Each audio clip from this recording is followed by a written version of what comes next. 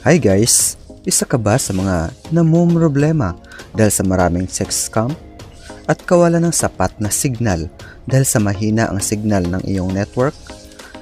Maliban dyan, umaabot sa punto na biglang hindi na gumagana ang SIM card mo dahil nag-expire o nasira?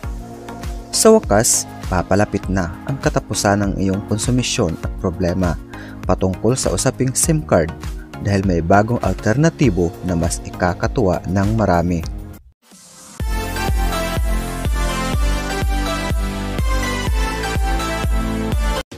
Ang wakas ng mga SIM card, isang bagong panahon ng mobile communication ang paparating. Ang mga kumpanya tulad ng Starlink ng SpaceX ay kasalukuyang gumagawa ng pandaigdigang satellite internet na maaaring sa hinaharap ay magpapagana sa mga smartphone upang makatawag at makapagpadala ng mensahe nang hindi umaasa sa mga tradisyonal na network. Isipin mo ito, kailangan mong tumawag agad pero nawawala ang iyong SIM card o baka naman wala kang load o data bundles. Gayunpaman, kahit tila imposibleng mangyari, nakakonekta pa rin ang tawag. Bagamat parang eksena ito mula sa isang science fiction na pelikula, sinasabi ng mga eksperto na maaari itong maging realidad mas maaga kaysa inaakala natin. Mabilis ang pag-usbong ng mobile technology at hinuhulaan ng ilang profesional sa industriya na darating ang panahon na hindi na kailanganin ang SIM card o traditional na load para makatawag. Sa halip, maaaring umasa ang mga telepono nang hinaharap sa teknolohiyang eSIM, mga Wi-Fi network at koneksyon sa satellite na magpapahintulot sa mga gumagamit na mananatiling konektado kahit sa mga liblib na lugar nang hindi kailangan ng physical na SIM card o pagbili ng load. Ako'y naniwala na papunta tayo sa isang mundo kung saan mawawala na ang dependency sa SIM cards ayon kay Francis Wang Yi, isang mobile technology analyst mula Nairobi.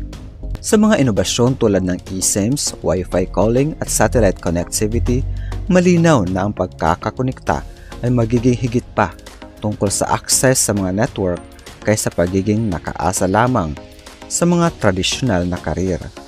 Sa kasalukuyan, ilang smartphone gaya ng ilang modelo ng iPhone at Samsung Galaxy ay mayroon ng satellite calling capabilities, kadalasan para sa mga emergency. Pinapayagan ng mga teknolohiyang ito ang mga gumagamit na magpadala ng mensahe o tumawag kahit walang cellular coverage.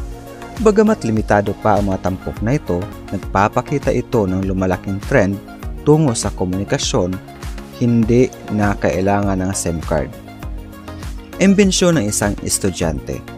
Isang estudyante sa grade 12 mula sa Namibia na si Simon Petrus ang gumagawa ng ingay kamakailan matapos makalikha ng isang mobile phone na hindi gumagamit ng SIM card at sa halip ay gumagamit ng radio signals. Nakabuo na siya ng teknolohiya na nagbibigay daan sa SIM-free calling sa pamamagitan ng direktang pagsasama ng satellite communication sa mga telepono na iniiwasan ang paggamit ng tradisyonal na carrier.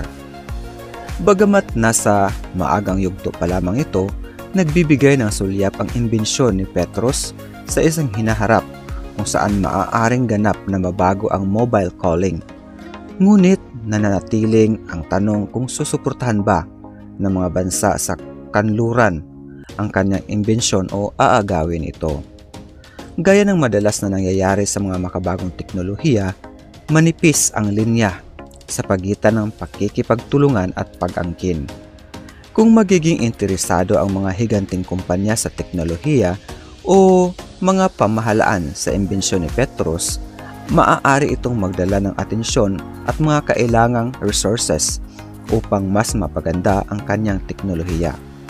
Gayunman, may panganib rin na kung walang sapat na suporta o pagkilala, maaaring maagaw o matabunan ng mga mas malalaking manlalaro ang ganitong uri ng tagumpay. Halimbawa, ang mga kumpanya tulad ng Starlink ng SpaceX ay nagsusumikap upang makabuo ng pandaigdigang satellite internet na maaaring sa kalaunan ay magpapagana sa mga smartphone upang makatawag at makapagpadala ng mga mensahe nang hindi umaasa sa mobile networks.